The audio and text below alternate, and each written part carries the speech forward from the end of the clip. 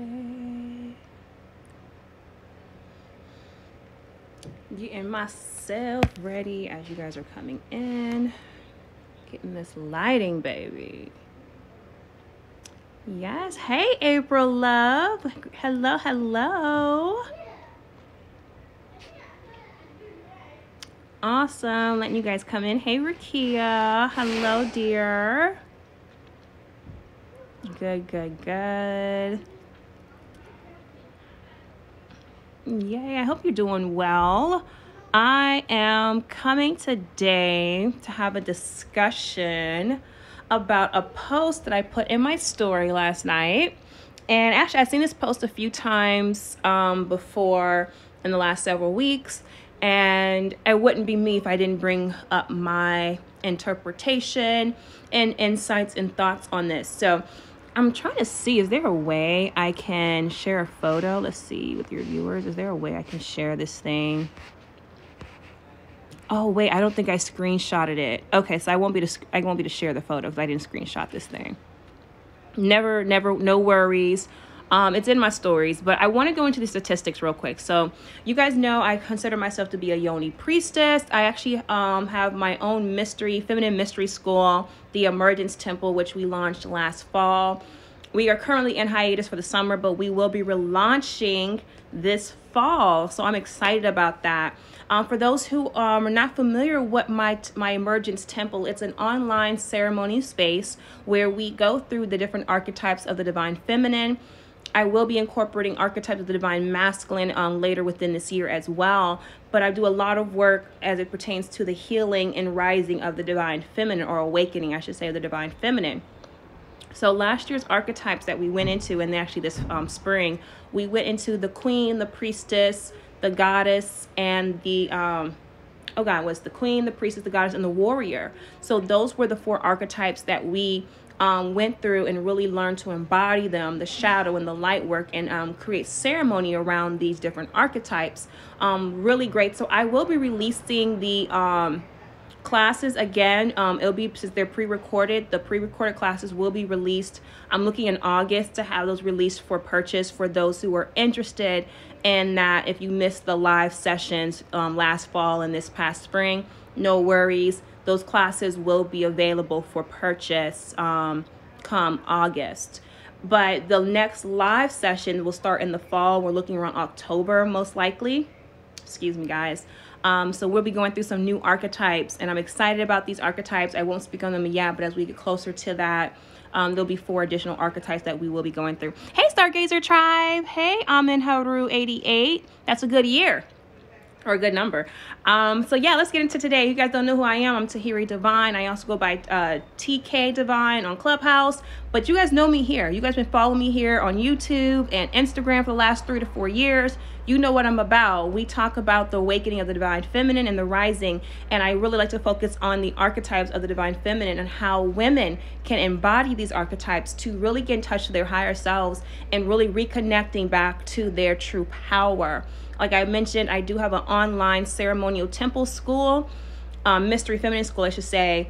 We are currently in hiatus for the summertime, but we will be back full effect in the fall. So if you are interested, keep up with me and make sure that you're on my mailing list. Go to tahiridivine.com. You can join my mailing list that way. I actually send out emails weekly about updates, what I'm going on with me, and then other insights that come to me that I share exclusive content only to my emailing list. So if you're on my emailing list or not on it, make sure you get on it. Go to tahiridivine.com. All the links are in my bio where you guys can click right there and book sessions with me if you're interested in booking a 101. We go through natal chart readings. We do astrology as far forecasting for our astrology. That's the really big focus that I'm putting on now, is really using the astrology as a way to forecast your life. So one of my things that I'm working on right now is preparing for my Jupiter return, which is in 4 more years.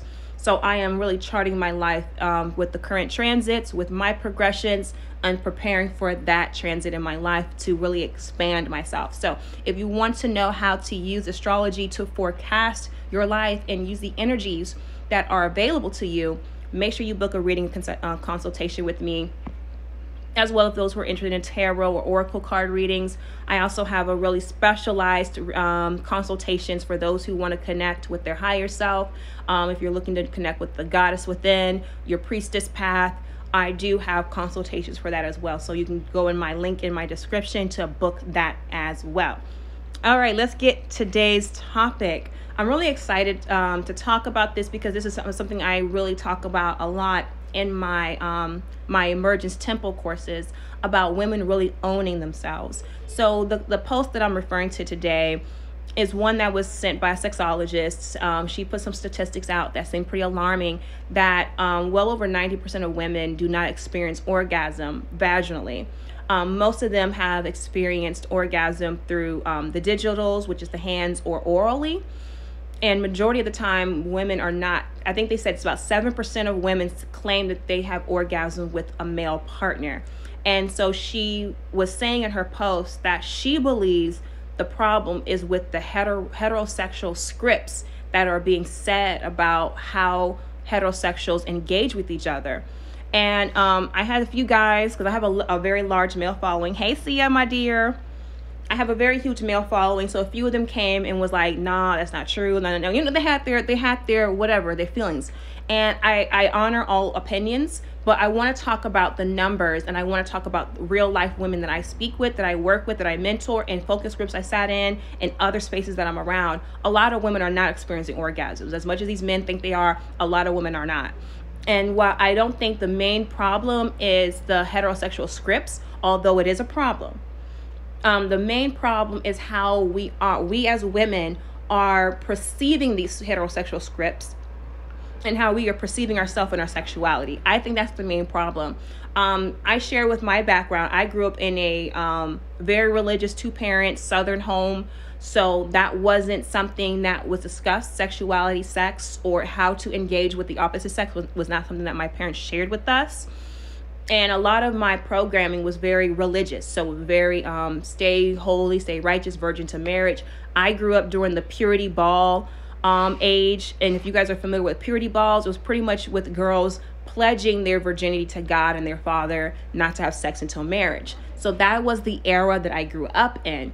And that was something that was I believe was very damaging to my self-esteem and to my, me just embodying myself as a sensual being, sex being something demonized. So so with that perspective that I grew up in, and then from other women, although it may not have been that exact perspective, there were other scripts that are being said that women are ingesting that are not conducive to having a healthy, whole, sexual, sensual experience. And a lot of what the programming that we get as women, and of course men too, is a lot of our engaging or understanding of sex comes from pornography or very sexually explicit content, whether it's in the music, the movies, the advertisements. We're bombarded with sex so much. So therefore, there is an issue with the scripts that are being said.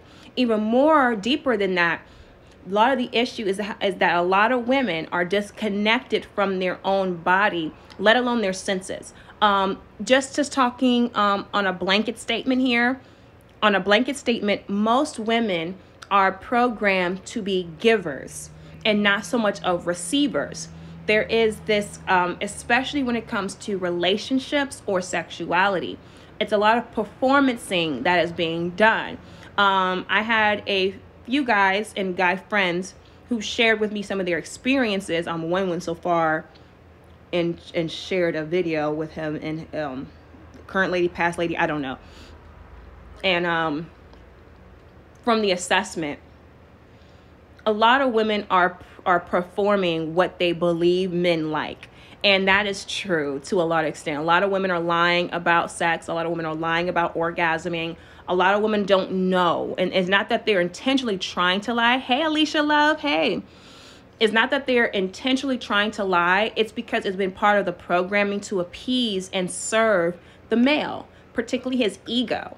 And there's a lot of women that I know, because I'm a woman, I have women friends, who don't necessarily tell the truth to their partners about what they like and dislike, because again, there's this conceptual idea to appease his ego. So, hey Raven, hey Clarence, hello. So when we're looking at these high stats of women not experiencing orgasm through heterosexual sex, the question can be, well, is it, whose fault is it? And I never like that one, because it's not about whose fault it is. It's more about who's going to take ownership of their experience. And that's what I like to teach women, taking ownership of your body and taking ownership of your experience. And so one of the things that I love to do and to really teach and is to get women to write out their pleasure story. Because at the end of the day, in the beginning of the day, your partner is not responsible for making you have a orgasmic experience. They're not even responsible for your orgasm. Now, that might blow some people away, because then you're thinking, well, what's the point of having the male there if you're into heterosexual sex or partner sex? Let's just say that, because this can happen on female, female, male. But since we're talking specifically on heterosexual relationships between men and women, or male and female, I'm going to keep it right there in that vein with me. So please don't think that I am trying to not be inclusive, but I want to talk specifically about the statistics between heterosexual females with men.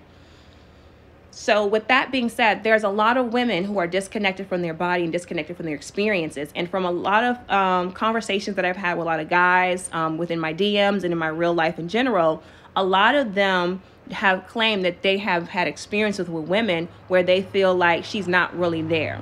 And what people have to understand, particularly women, most times our orgasmic experience is a mental thing. It doesn't start with the body. It doesn't start with the clitoral stimulation or anything like that. Like, that can help get you there. But what really helps get a woman orgasmic is when she gets into her own mind, and is she able to have her mind cleared, right? For example, I know for me, like if I have a to-do list, it is very difficult for me to get into the mindset of being super sexy with my partner if I'm thinking about dishes in the sink, trash need to be dumped, this needs to be done, bill need to be paid, oh, when's the due date for this, what time the kids need to be picked up. That, to me, if my mind is thinking and racing about those things, I am not even in my body to be able to receive. So this is something I really want to stress to the women, is that plan out time for yourself to be in a receiving state with you. So it's so important. We talk about self-care, but I think also self-care is more than just the massages. It's more than just taking a bath. It's more about meditating. Self-care is also touching your own body and enjoying the senses of yourself, right? One of my favorite practices to do is rubbing oil on my body. It is something that helps me to slow myself down, and it really helps me to be really in tune with what feels good to me. Of course, I practice a tantric lifestyle, or the Tao tantric lifestyle. That has definitely helped me, mainly because I have astrologically, I'm very fire oriented. A lot of my personal planets and even my outer planets are in fire signs. So I have this very quick, doom, doom, doom kind of energy. And to help not counteract that, but to help temper that energy, I have to do more earth-based, water-based experiences to bring myself to a more cool, relaxed state. So if that's something that you deal with or have a trouble with connecting with yourself in a sensual way, I would say start by rubbing yourself down with either an oil or some type of body lotion that really makes you slow down and be aware of yourself. So the way you rub your arm, right? In slow stroking manners, really feeling your skin to skin contact, really indulging yourself on the in the senses. So whether it's the smell of the body oil or the lotion, whether it's just the smell of your own skin, touching yourself, right? Being really intentional with how you are experiencing yourself. Another practice that I think is helpful too, I like to do the mirror challenge. Hey, Forever Joe, and hey, Flame Francis. Hey, how y'all? Another practice for women to do for themselves to get in tune with your own sensual side is to do the mirror challenge. And this is one of my favorite practices to do, is to take a mirror, a hand mirror, whatever you may have, and really look at your body naked, but even deeper than that, look directly at your vulva. Look directly into your vagina. Look directly into your womb space. That practice, I started that 6 years ago. changed my whole entire mindset.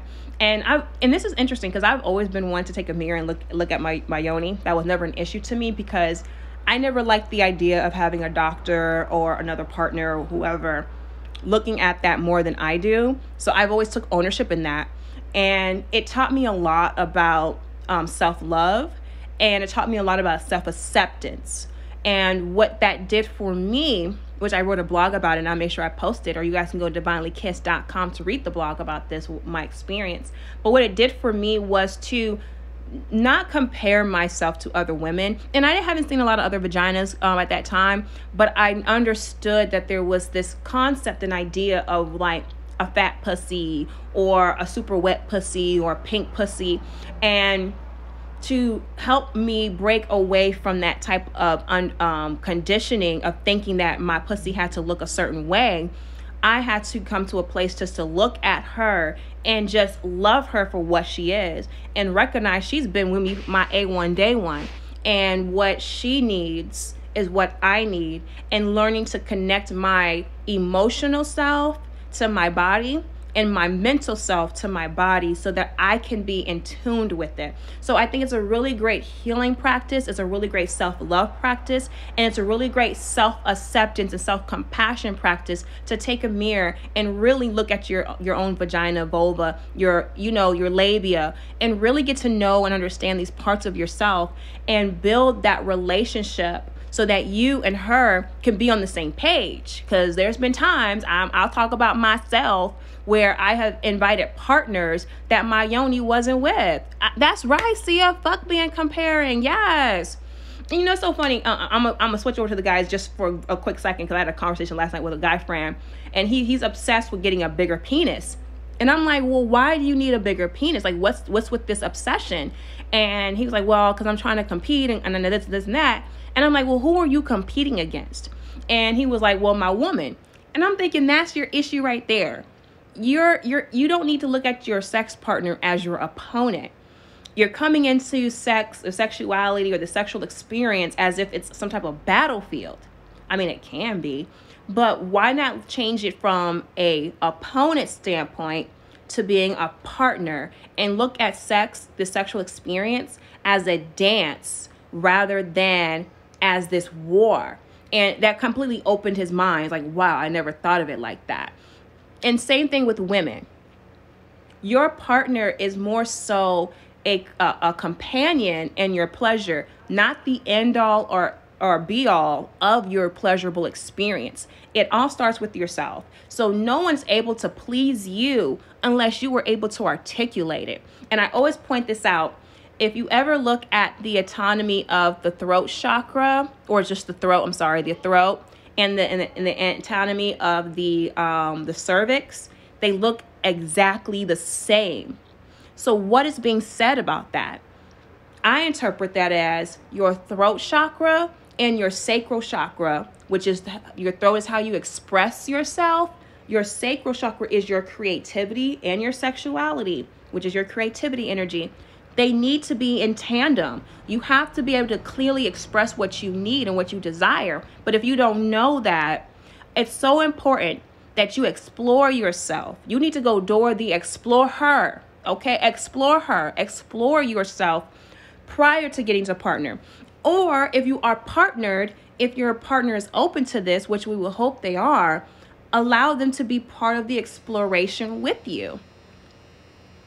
There's definitely a connection. I get turned on by the oral. Exactly. Yes. And so the oral is, again, yes, orally pleasing yourself, your partner, but it's also being able to verbally express what pleases you. Because a lot of women get weak, and I've been here too. I've been with a partner who was not doing it right. It was not something I even liked. And I sat through that. And that was torture to me. Like when I had that mirror challenge and really talked to my vagina, and it wasn't like a one-time conversation. It was a consistent thing that I really was doing, and I still do every now and to this day.